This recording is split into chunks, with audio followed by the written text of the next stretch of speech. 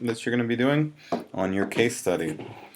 Stakeholder register, I've used a template that is similar to what you would see in the industry, a little more watered down, but this is essentially the type of thing you would see if you were working as a project manager and be expected to fill out.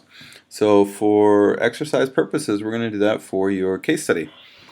To complete the stakeholder register, each of the columns are pretty simply labeled. The name of the stakeholder, the designation, so what their title is, what area they work in, what their role is in the project, type of stakeholder. This is going to be internal, external, on the project, outside of the project. So your type of stakeholder, again, whether they're on the project or not, whether they're internal to the company, whether they're external. Type of communication should reflect how you should communicate with that individual as the project manager. So again, you're putting yourself in the shoes of the project manager for this case. So if somebody is in a different country, like if your company is on an outsourced project and your stakeholder lives in India and you're in America, your type of communication should not be face-to-face. Expectations are kind of what they look to get out of it. Interests are going to be positive or negative. And that's important in that in most cases stakeholders are positive or want this project to succeed, but in some cases they are not. And as you're filling out a stakeholder register, it's really important to notate when people are not positive. So your interests are going to, there's not a Likert sort of system to it. It's just a description. So it can be they support the it can be text like they support the project, or you're uncertain of whether they support the project or they do not want to see the project succeed. Interest is a description. It's not a specific pick list, if you will. And notes are just anything that's valid that doesn't fit into one of those columns. So when you're looking at your case study, here's an example. You're just going to go through and look for roles and names. Keep in mind that these case studies, not all names are provided. So sometimes you just have to take a role. Like if it says accountant, you would want to just list the name of the accountant as a name of the stakeholder as accountant and fill out as best you can. I am not concerned with necessarily a specific cell. I just need to understand that you know how the stakeholder register works and have identified the parties that are associated with the project. So in this case, I would look for the first one here is Valerie Mertz. So I'd complete this out. Valerie Mertz is a marketing manager for the project.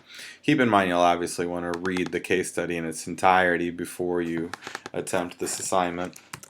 But you would just complete it as noted here. Valerie Mers, sorry. Designation, she's manager. The department she's in, marketing. Oh, we can go ahead and list the project name up here. Intense Care Product. For date, just use today's date. You don't need to try to indicate what day it is as far as the project. Sometimes I do that, but it's not really that pertinent. Role in the project. This is the type of thing you'll need to read through a little bit more. From my experience with the project, I'm aware that she is the project manager. Yeah, she's the PM, sorry. Type of stakeholder, she's internal.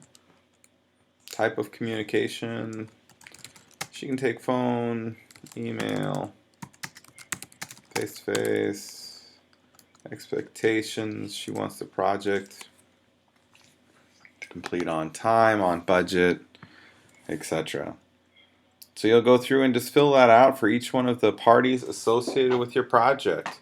Again, not all parties are going to be specifically called out in name, so sometimes you'll have to just list a position as opposed to an actual name, as these case studies, keep in mind, aren't necessarily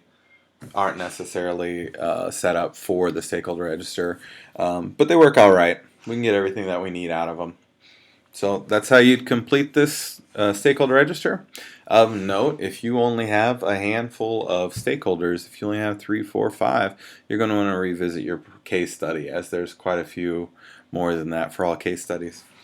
Additionally, your source material that you'll want to utilize on the PMBOK is your project stakeholder management section, which starts on page 391.